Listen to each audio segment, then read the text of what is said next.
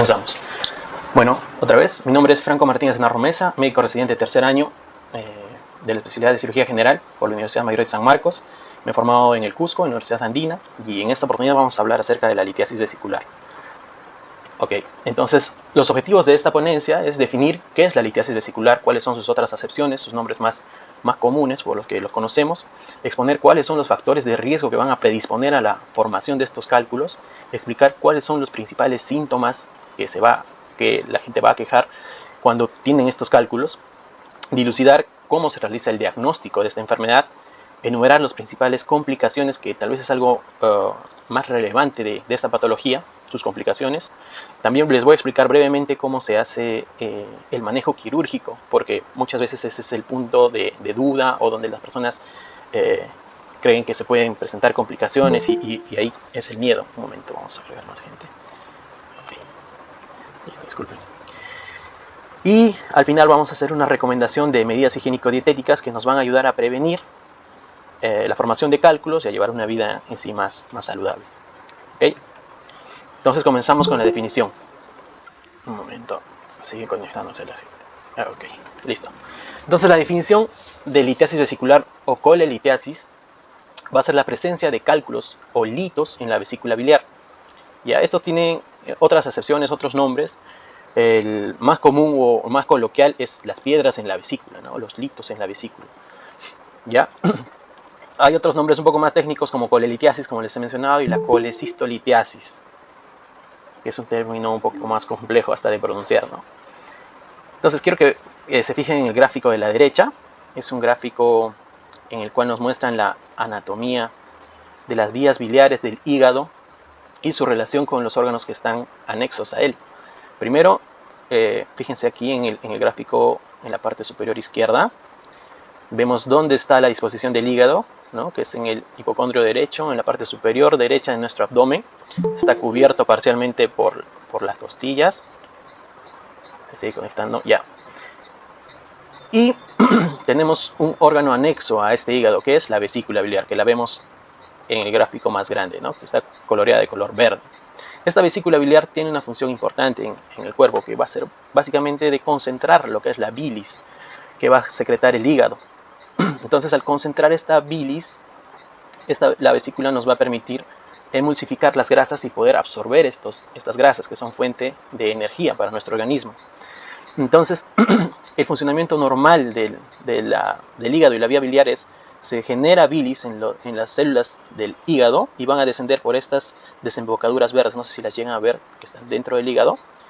Hay un conducto hepático derecho, un conducto hepático izquierdo, van a confluir, van a hacer un conducto hepático común. Cuando este conducto hepático común se junta con el conducto cístico, que es la desembocadura de la vesícula biliar, cambia el nombre y se llama colédoco. Cuando este colédoco desciende y tiene una porción intrapancreática, que es otro órgano que está anexo al aparato digestivo, va a tener una desembocadura en el intestino, que es donde se vierte toda esta bilis ya concentrada y es donde se va a iniciar el proceso de degradación de ácidos grasos. ¿Ya? Entonces, los cálculos, ¿dónde se van a encontrar? En esta bolsita verde, y va a ser básicamente por sedimento de colesterol, como vamos a ver más adelante. Dentro de la incidencia de esta patología es bastante prevalente. Ya hay estudios realizados en el Perú que refieren una incidencia del 10%, o sea, 1 de cada 10 adultos van a tener cálculos en la vesícula. Hay otra bibliografía que encontré que es en Estados Unidos, donde son un poco más específicos y refieren que el 6% de hombres y el 9% de mujeres tienen cálculos biliares, ¿no? En Europa esta incidencia es incluso mayor, que puede llegar a afectar a 14 a 20% de la población. Y es importante mencionar que muchas veces esta patología va a debutar con sus complicaciones. ¿Por qué? Porque generalmente va a cursar asintomática, como vamos a describir más adelante, y van a debutar con sus complicaciones, ya sea pancreatitis, colecistitis o colangitis, que son patologías que vamos a explicar cómo se producen. Momento. Disculpen. Listo. Ok. Y también es importante enunciar que es predominante en el sexo femenino, básicamente por el tema hormonal. Ya tanto progesterona como estrógenos son hormonas que van a generar una estasis a nivel de la vesícula, que no se va a mover bien. Entonces esta va a tener la tendencia a generar litos. Además que por el mismo hecho de que las mujeres en algún momento van a estar embarazadas, ese es un evento predisponente a formación de cálculos. Entonces, justamente para ahondar en los factores de riesgo, vamos a mencionar uno, ser mujer. Ya por el hecho de ser mujer ya tienen el riesgo de la formación de cálculos. Tener 40 años o más, que es una etapa en la cual la motilidad gastrointestinal y la misma fuerza muscular se va a ir en decremento, va a ir en disminución, por lo que la vesícula ya no se va a mover, tanto no se va a contraer, y esta bilis va a permanecer más tiempo en la vesícula, lo cual va a predisponer a la formación de cálculos. Algunos factores ya étnicos, nativos americanos, hispanos de origen mexicano, chileno, tienen en varios estudios la predisposición a formación de cálculos. El sobrepeso y la obesidad, ese es un factor súper importante. ¿Por qué? Porque estos pacientes van a tener los niveles de colesterol alto, que son la materia prima, por decirlo así, de la formación de los cálculos, ¿no?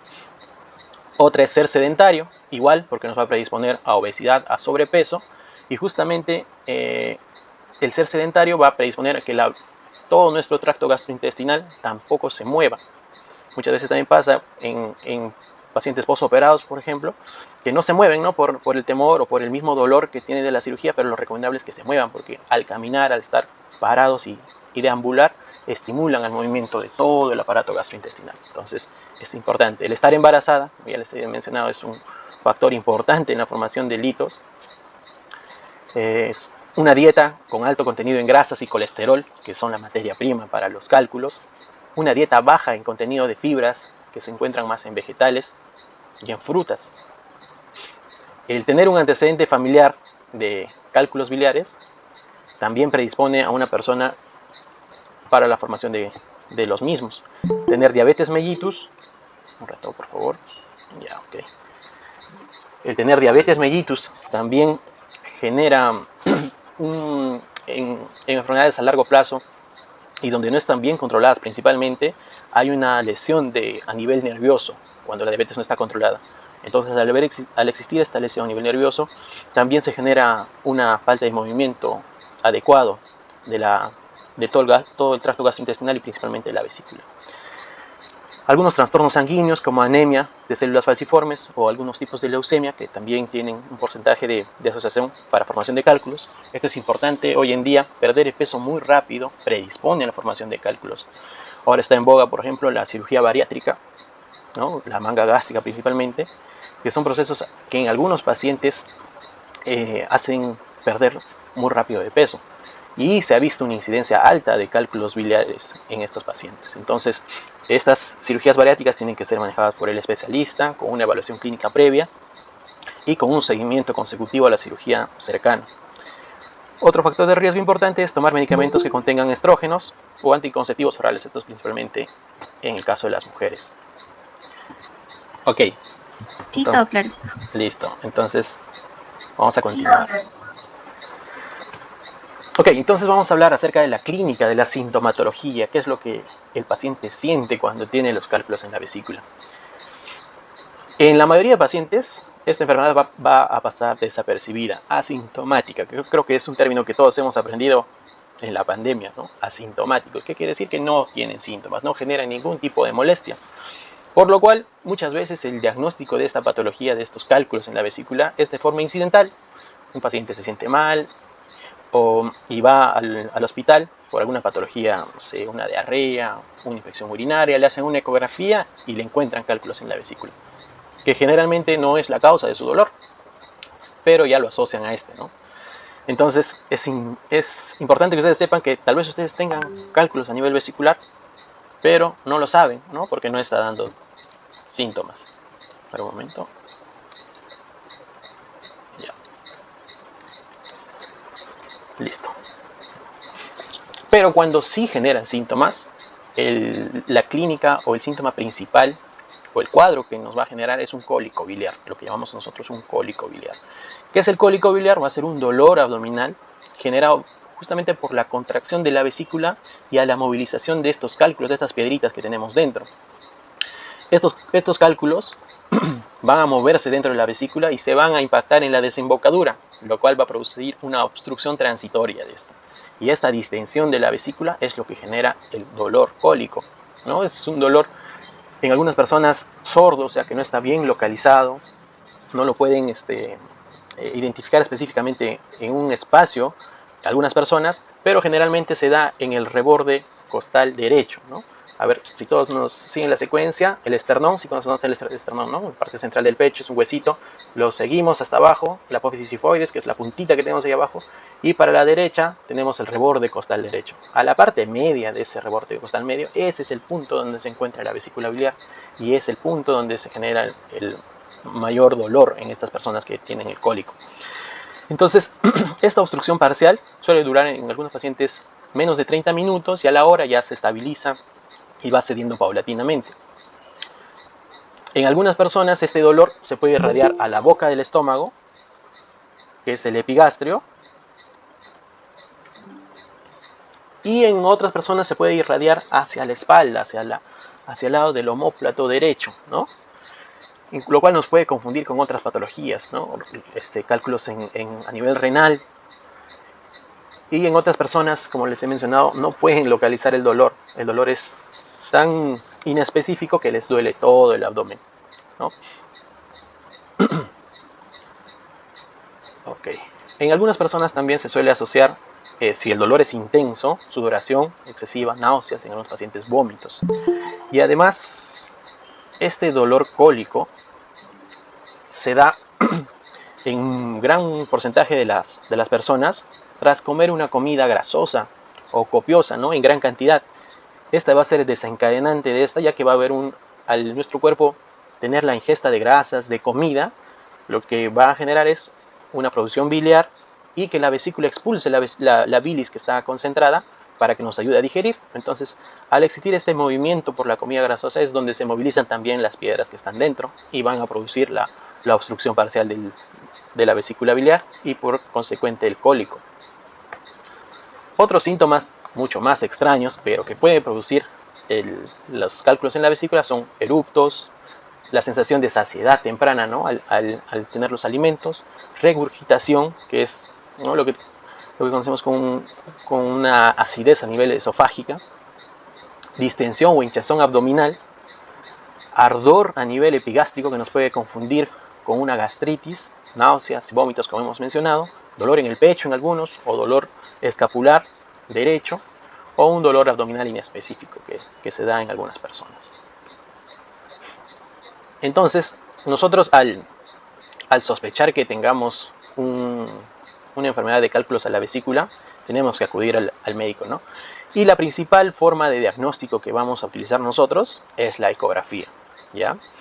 Muchas veces pasa en los pacientes, ¿no? Que escuchan la palabra ecografía y de frente se les viene a la mente una persona gestante, una embarazada.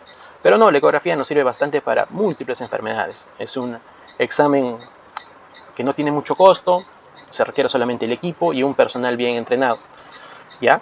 Entonces, en la ecografía para la detección de cálculos biliares tiene una sensibilidad y especificidad alta, o sea, una tasa de diagnóstico alta. Y también nos puede mostrar con exactitud si existe arenilla biliar, ¿no? Que son los precursores para la formación de cálculos. Existen otros métodos diagnósticos como la tomografía y la resonancia magnética, que ya son estudios un poco más avanzados. Estos generalmente se solicitan cuando ya se sospecha de algunas complicaciones de estos cálculos, que estos cálculos hayan migrado. Más adelante vamos a explicar dónde, cómo migran y qué enfermedades pueden producir. Y en caso de que haya cálculos tan pequeñitos que no los detecte la ecografía, se puede hacer una ecografía biendoscópica, que es un proceso un poco más invasivo, o la solicitud de tomografía, que también es un estudio imagenológico que nos hacen cortes, ¿no? De hecho que hay más radiación en pero es un poco más sensible y específico para detectar objetos un poco más pequeños, ¿no? Generalmente cálculos menores de 3 milímetros. Acá tenemos imágenes de ecografías abdominales, donde se ve claramente, ¿no? El gráfico de la izquierda Vemos todo el reborde de la vesícula biliar. Todo esto lo que ven en el reborde es el borde de la vesícula biliar. Acá está la desembocadura de la vesícula biliar. Y acá vemos la imagen del cálculo, de la piedra, ¿no? Ven una imagen que es casi blanca y genera acá una sombra, ¿ven?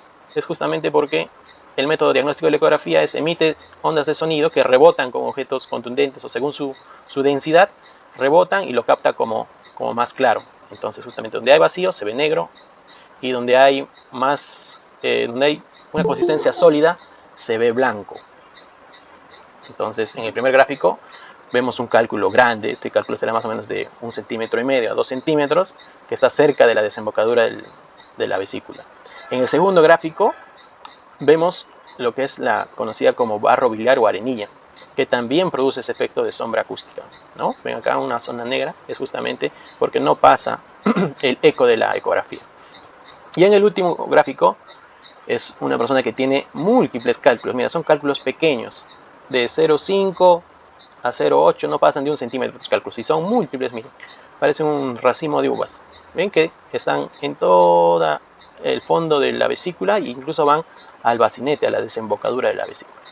A ver, para que no se duerman ni se cansen, ¿cuál creen que sea más peligroso? ¿Tener múltiples cálculos pequeñitos o un cálculo grande? A ver, un voluntario cualquiera. Buenas noches, doctor. Buenas noches. Yo creo que tener ese cálculo grande. Ok, sí, está bien, la conclusión es buena, ¿no? Porque este cálculo grande puede hacer un proceso obstructivo, puede comprimir la vía hepática principal y hacer una obstrucción de esta, lo cual va a producir que nos pongamos amarillo porque va a aumentar la bilirrubina. Pero los cálculos que más se complican son los pequeñitos. ¿Por qué? Porque estos pequeñitos justamente calzan en el conducto cístico, que es la desembocadura de la vesícula biliar, y pueden migrar al colédoco, tanto proximal como distal, y producir las complicaciones, que son justamente lo que vamos a explicar en esta diapositiva. La colecistitis aguda o la colecistitis crónica, cuando se da esta patología, es cuando justamente el cálculo que tenemos en la vesícula biliar, vamos a intentar hacer un gráfico, a ver. Ajá. Entonces vamos a cambiar el color. Un momento. ¿Todos ven el gráfico? A ver, confirme, ven el gráfico, si no por gusto voy a dibujar. ¿Sí ven el gráfico todos? Quiero un sí nada más. Sí. Ok, gracias. Entonces, ahí tenemos nuestro cálculo de la vesícula. Entonces este cálculo, justamente como hemos explicado, va a producir el dolor cuando se va a enclavar en la desembocadura de la vesícula. O sea, va a migrar y va a estar acá. Entonces, al tapar nuestra desembocadura de la vesícula, todo lo que está atrás se va a acumular, porque la vesícula no solo concentra la bilis, sino también produce un mucus. Entonces esto se va a distender, se va a hacer más grande, y esta distensión de la vesícula es lo que produce el cólico biliar. Si esta inflamación va a hacerse por horas o días, ya se va a generar una colecistitis aguda, ¿no? Pero si esta obstrucción es parcial, solo nos va a producir el cólico que ya hemos explicado. Ahora, la siguiente complicación, ¿cuál es? La coledocolitiasis. Entonces, la coledocolitiasis, ¿qué pasa? Vamos a borrar esto, porque este cálculo está muy grande. Ok. Entonces vamos a graficar un cálculo más pequeño. Ok, tenemos un cálculo más pequeño, un poquito más grande. Entonces justamente es lo que explicaba en la anterior diapositiva de las ecografías. Un cálculo pequeño es más peligroso, ¿por qué? Porque estos cálculos calzan en el conducto cístico. Si ven, es pequeñito el conducto cístico, sus dimensiones máximas es hasta 3 milímetros, 4 milímetros. Entonces es un cálculo que supera este límite, difícil que se mueva, va a permanecer en la vesícula. Pero si es un cálculo más pequeño, este puede migrar por acá, por el conducto cístico. Va a bajar, va a bajar, va a bajar, y se puede enclavar acá, que es el colédoco. Y aquí es donde sí es un problema un poco mayor. ¿Por qué? Porque toda la bilis que se genera en el hígado, una parte normalmente va a la vesícula y cual la gran parte va hacia el tracto gastrointestinal y desemboca en el duodeno, en el intestino delgado. Al existir esta obstrucción, va a haber un reflujo, va a haber una distensión de este colédoco y el mismo hígado se va a sobrecargar de bilis, lo cual le va a producir una inflamación. Y a la par puede existir una inflamación en estos tubitos que son la vía biliar principal, lo que se conoce como una colangitis. Esta colangitis ya son procesos inflamatorios severos de nuestro cuerpo, ¿ya? Los cuales sí tienen una mayor, incluso mortalidad, ¿no? Que sí nos van a hacer una suerte de complicaciones más severas y que van a requerir obviamente de un manejo hospitalario, ¿ok? Entonces, eso es una. La colangitis, ya hemos explicado, la coledocalitiasis cuando se enclava en el colédoco el cálculo. ¿Y qué pasa cuando el cálculo, a ver, este justo lo vamos a ampliar un poco. ¿Qué pasa cuando el cálculo se viene acá abajo? Justo en la desembocadura. Acá hay un pequeño esfínter, ¿no? Acá hay un musculito que es el que como el que regula el paso y cese de la bilis, de todo este conducto. Entonces, esta desembocadura es un poco más angosta y se puede producir acá la impactación del cálculo. Entonces, al generar la impactación en este nivel, el que se va a perjudicar también es el páncreas que tenemos acá. Miren, este órgano amarillito que lo vemos acá, que es igual un órgano que nos ayuda a la digestión de ciertas sustancias. Y tienen sustancias que son como los ácidos gástricos, que nos permiten disolver algunas moléculas para poderlas absorber. Entonces, al estar obstruido, igual va a haber un reflujo y todo el líquido que produce para la digestión se va a mantener en el páncreas y va a hacer una suerte de autodigestión, va a lesionarse el mismo y se va a producir una pancreatitis aguda. Igual la pancreatitis, al igual que la colangitis, que es la inflamación de la vía biliar, son enfermedades sistémicas inflamatorias severas que tienen bastantes complicaciones si no son tratadas en el tiempo adecuado. Entonces, justamente la importancia de esta ponencia es que los cálculos tienen que manejarse de forma oportuna para evitar estas complicaciones, ¿ok?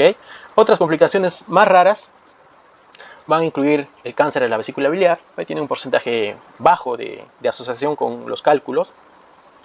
El hilio biliar, que se va a producir cuando un cálculo grande va a hacer una inflamación tan severa que se va a comunicar con el intestino y va a haber un paso de este cálculo al intestino y en algún punto de nuestro intestino se va a impactar y va a ser una obstrucción de las asas intestinales. Eso es un hilio biliar. Es una enfermedad un poco más compleja, más rara también, pero posible en algunos pacientes. Y el síndrome de Mirici, que es lo que estaba explicando del cálculo grande, que es un cálculo tan grande que está en bacinete, que comprime, empuja el conducto hepático común, acá lo estoy dibujando, y hace una suerte de obstrucción también, sin estar necesariamente en el conducto principal. ¿Ya? Entonces, esas son las complicaciones que son un poco más raras de esta patología. A ver, hasta este punto, ¿alguna duda, alguna complicación que no hayan entendido? ¿Se me está escuchando bien? ¿Se ven las diapositivas? Sí. Sí se logra ver. Ok. ¿Alguna pregunta? ¿Duda? ¿Algo que no se haya entendido?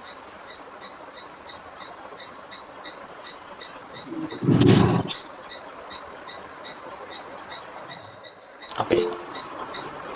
Seguimos entonces. Entonces, dentro de lo que es el manejo y el tratamiento quirúrgico de esta patología, en muchas bibliografías o en algunos países mencionan que si la colelitiasis, los cálculos de las vesículas, no generan síntomas, es recomendable no operarlos. Pero la mayoría de nuestros pacientes ya debutan con complicaciones o por el mismo dolor del cólico biliar. Entonces, en estos, la indicación es realizar una colecistectomía, que es, en términos simples, sacar la vesícula biliar de nuestro cuerpo. ¿Ok? Existen actualmente múltiples técnicas quirúrgicas para hacer este procedimiento. Las dos más grandes, o los dos abordajes más grandes hoy en día, es la abierta, que es con corte a nivel subcostal, donde les he mencionado que está la vesícula. Se hace un corte más o menos de 10 a 15 centímetros y se va liberando capa por capa hasta entrar a cavidad y visualizar la vesícula y extraerla con instrumental. Esa es una, que es la abierta. Y la que está en boga hoy día es el gold estándar, es la técnica más adecuada, es la vía laparoscópica. Laparoscópica, muchos pacientes lo confunden, no sé por qué, creen que lo operamos con láser. Todavía no hay eso, ya es laparoscópica. Entonces vamos a explicar justamente la cirugía laparoscópica, cómo se realiza y en qué consiste. Más adelante, la siguiente diapositiva. Las indicaciones quirúrgicas, como ya hemos mencionado, es una paciente que tenga cálculos en la vesícula, que tenga síntomas, que le duela, que a repetición ya está indicada la cirugía. Otro es que hay alguna sospecha o riesgo de malignidad de la vesícula biliar, se encuentra una lesión, una tumoración a nivel de la vesícula, que la litiasis está asociada a pólipos, que son pequeñas carnosidades que pueden estar dentro de la luz de la vesícula. En personas donde hay una inflamación crónica de la vesícula, hay una colecistitis crónica, muchas veces se degenera la pared por tanta inflamación de la vesícula y esto puede predisponer a cáncer, como hemos mencionado, en un bajo porcentaje. Y esta imagen que les presento en la tercera es justamente una vesícula biliar calcificada. Mira, su pared parece un hueso incluso. Entonces, esta es una indicación clara, también indicación quirúrgica. Cálculos mayores a 3 centímetros, por su tamaño en sí, ya van a generar molestias, ya son un riesgo de obstrucción de la vía biliar principal y se tienen que operar. Las colelitiasis, los cálculos que estén asociados a complicaciones, tanto coledocolitiasis o colangitis, estos ya tienen la indicación de operarse, pero no en el momento que se presente la complicación, sino a posteriori. Primero se soluciona el problema. Si es que tienen una coledocolitiasis, primero tiene que intervenir el gastroenterólogo, sacar el cálculo de la vía biliar principal y luego se realiza la colecistectomía, el retiro de la vesícula biliar. Eso es importante también mencionarlo. Y en personas que tengan condiciones hemolíticas crónicas, como hemos dicho, la anemia de células falciformes, que son específicas, enfermedades un poquito más raras, ¿no? Pero tienen una indicación específica de retiro de la vesícula biliar. Entonces, como les he mencionado, vamos a explicar a grosso modo lo que hacemos en una colelap, en una colecistectomía laparoscópica, ¿no? El paciente se prepara, obviamente, con todos sus prequirúrgicos, con sus ecografías actuales. Ya sabemos que tiene cálculos en la vesícula, ya sabemos que le está doliendo, entonces hay que sacar esa vesícula. Lo vamos a ingresar a sala de operaciones con un riesgo anestesiológico, con todos los estudios que se tienen que hacer. Y el abordaje es con trócares. Estos trócares son como tubitos. Voy a poner el puntero para que me sigan. Por un momento acá. ¿Se ve, no? ¿Se ve el puntero? ¿Ven el puntero? ¿Sí? ¿Se ve el puntero? Sí se logra ver. Ya, excelente. Entonces, Sí. Ok, estos son los trócares, que son como tubitos. Ok. Hay técnicas donde se utilizan cuatro puertos, 4 ingresos de estos tubitos. Hay otra técnica donde se utilizan solo 3. Eso es operador dependiente del cirujano y también dependiente de lo que encontremos dentro, ¿no? El primer trócar que se coloca es a nivel umbilical. Se hace un pequeño corte de 1 centímetro aproximadamente. Se introduce el trócar y este se conecta a una máquina que va a insuflar CO2, que es un tipo de gas. A ver, creo que alguien más se ha conectado tan tarde. Ok. Entonces va a insuflarse este gas, que es el CO2, y toda nuestra cavidad abdominal se va a exponer. Se va a llenar de gas y vamos a poder visualizar mejor los órganos. Entonces, luego se va a proceder a la colocación del trócar 2, 3 y 4, según la disposición y la técnica del cirujano, ¿no? Y son cortes de 5 milímetros, de medio centímetro.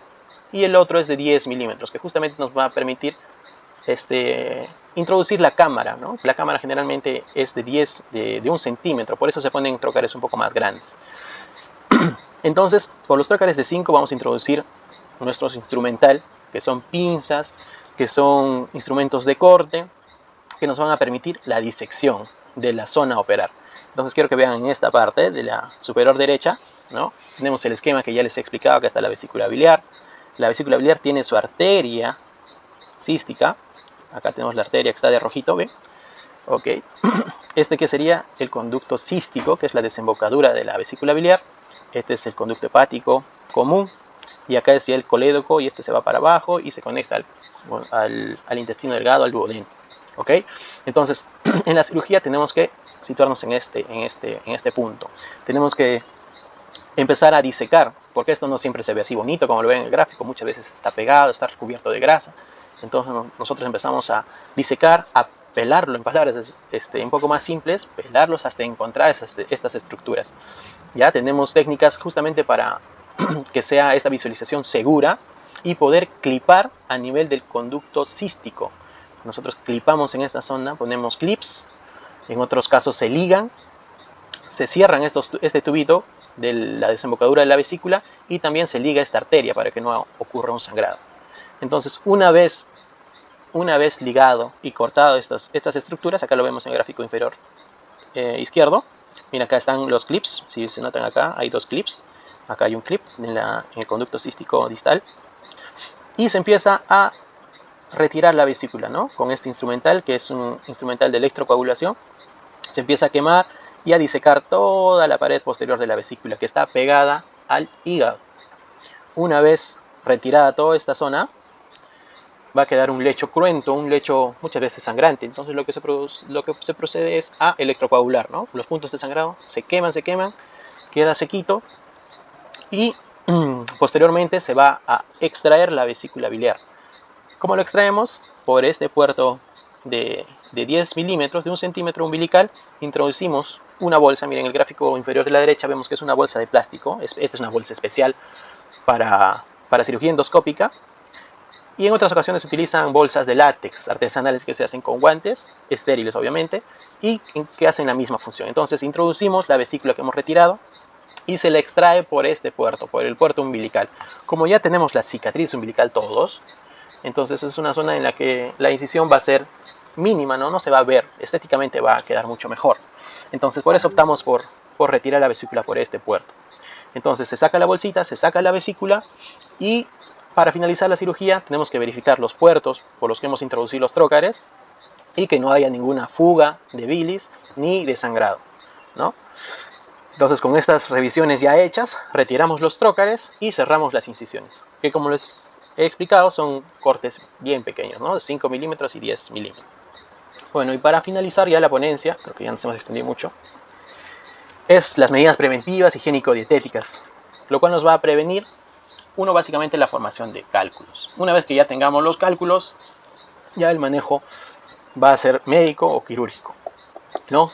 Entonces, para prevenir la formación de cálculos, primero es disminuir los grados de obesidad, ¿no? Porque la obesidad ya hemos mencionado que es un factor de riesgo para la formación de los cálculos biliares y para la cirugía en sí. Mantener un nivel alto de actividad física, que es equivalente a realizar un ejercicio durante 1 hora al día. Estos se asociaron a una disminución del 70% de formación de cálculos, ¿no? y del cólico biliar en sí en ambos sexos.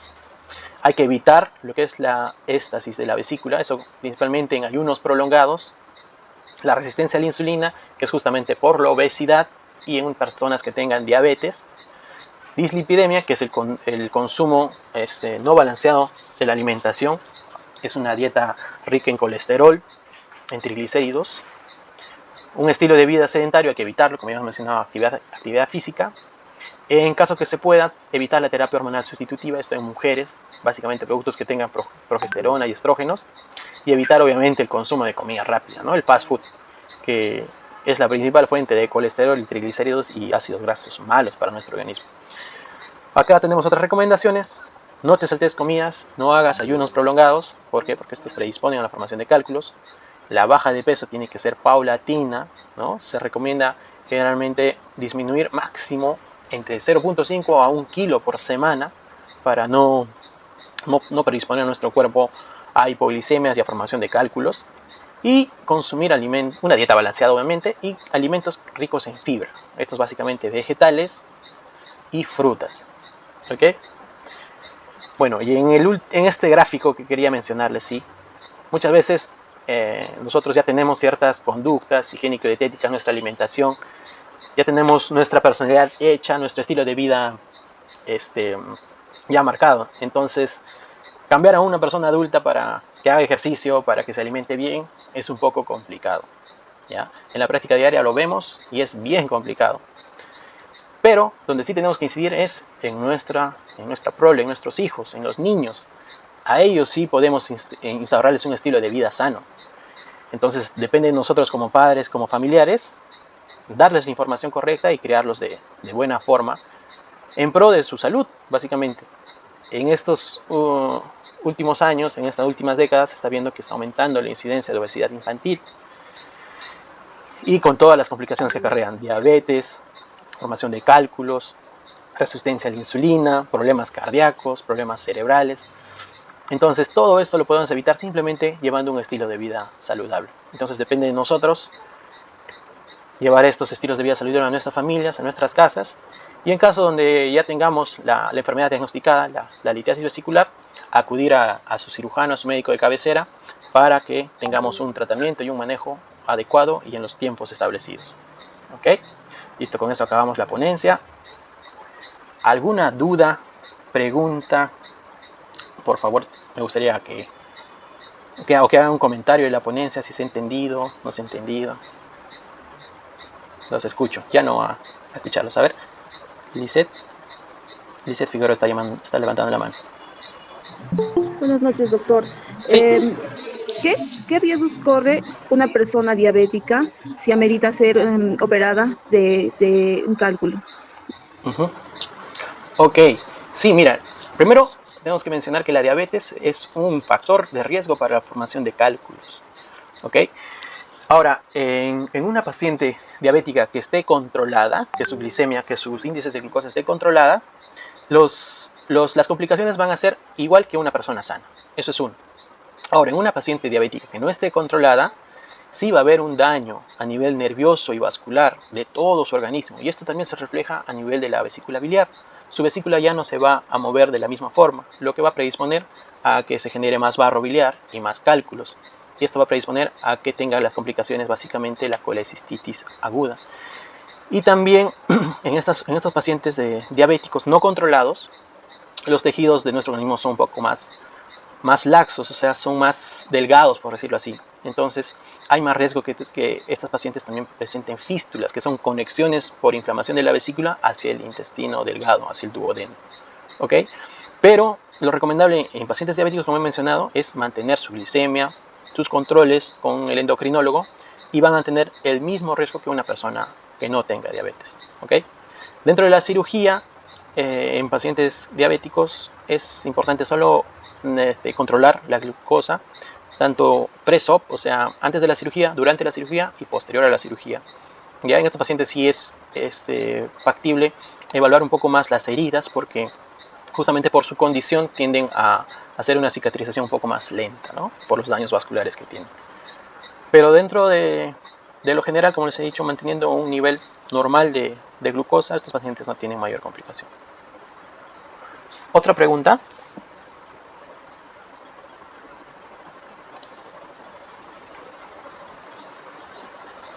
¿Alguna otra pregunta? Disculpe, una Sí. consulta. ¿Usted qué recomienda para el posoperatorio?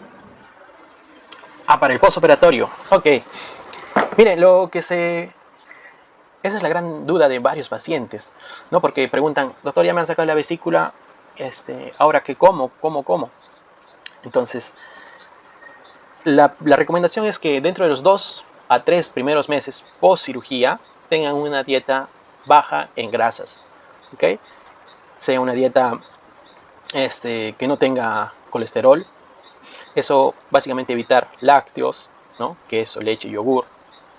Obviamente frituras, comida rápida del todo, ya les he dicho.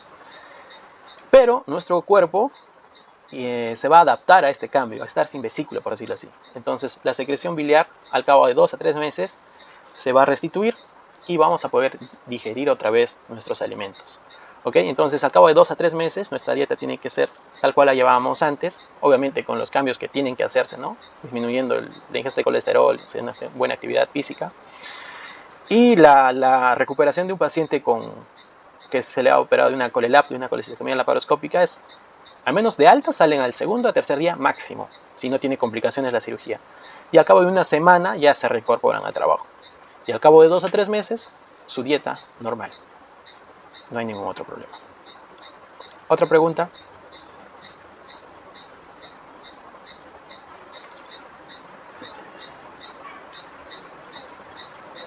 En primer lugar, quiero agradecerle la información, ha sido bastante didáctica.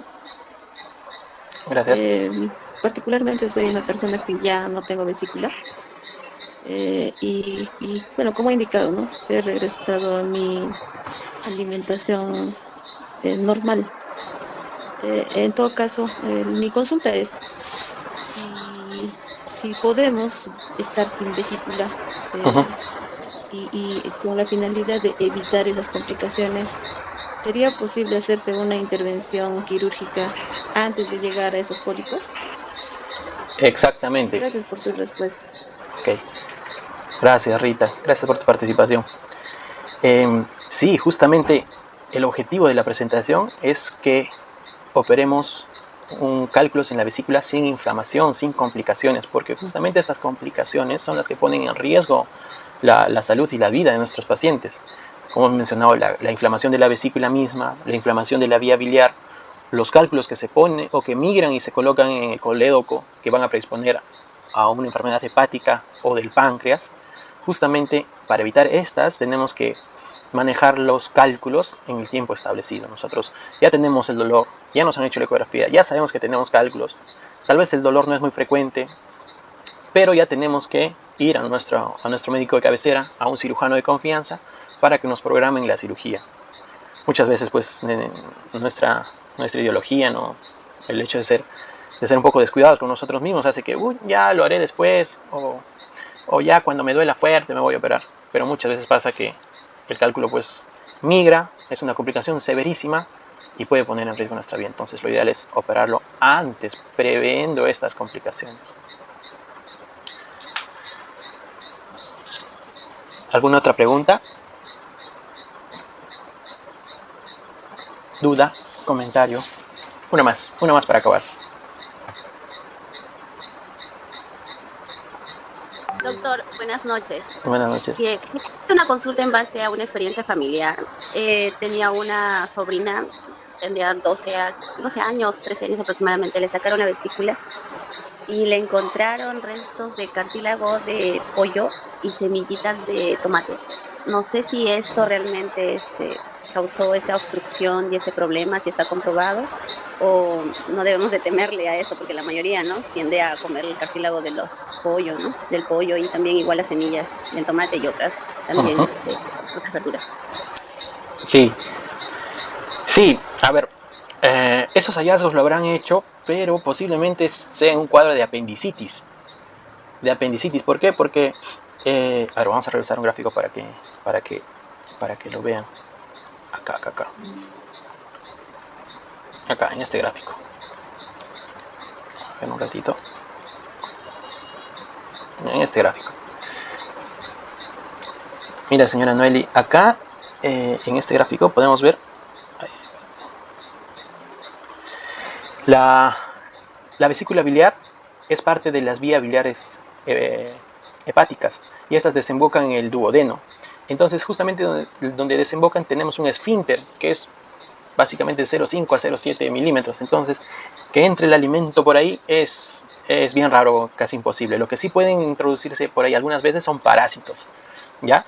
Pero posiblemente la enfermedad que ha tenido su familiar ha sido una apendicitis. Y en la apendicitis aguda, que es una enfermedad muy común también para nosotros los cirujanos, sí hay la evidencia de que se encuentren restos de semillas, restos de comida sólida, que obstruyen justamente la salida del apéndice, que se encuentra en el comienzo del intestino grueso, y genere la apendicitis, ¿ya?